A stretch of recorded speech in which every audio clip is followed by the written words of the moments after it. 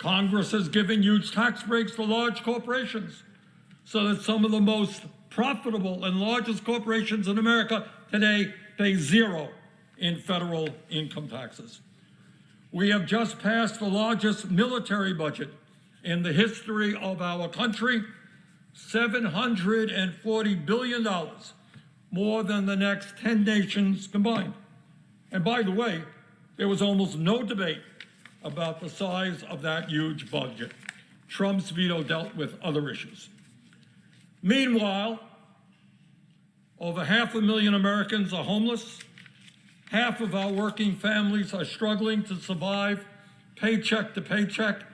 And in the midst of this terrible, unprecedented pandemic, over 90 million Americans are uninsured or underinsured in the midst of a pandemic, and they're not sure whether they can afford to go to a doctor.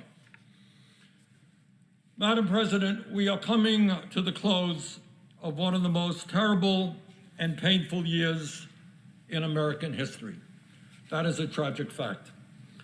Over 330,000 of our people have died from COVID-19, and as we speak, we are seeing record-breaking numbers of new cases and hospitals around the country being overwhelmed with new admissions.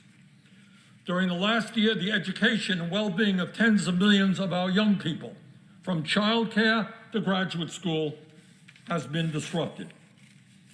And the terrible emotional isolation that this pandemic has caused, where people are unable to spend time with their family or their friends, has resulted in a huge increase in mental illness, drug addiction, and even suicide. Madam President, as I mentioned, the House has done the right thing. By an overwhelming vote, Democrats and Republicans voted to increase that $600 direct payment to $2,000. Recent poll came out. 78% of the American people think that was the right decision. They're hurting. They want help. The leaders of our country, President Trump, President-elect Biden, Minority Leader Chuck Schumer, the Speaker of the House, Nancy Pelosi, are all in agreement. We have got to raise that direct payment to $2,000. So that is where we are right now in this historic moment. Do we turn our backs on struggling working families, or do we respond to their pain?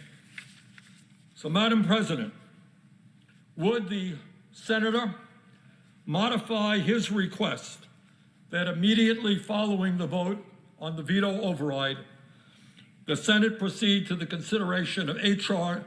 9051, that the bill be considered read a third time and the Senate vote on passage of the bill without intervening action or debate. Further, that if passed, the motion to reconsider be considered made and laid upon the table.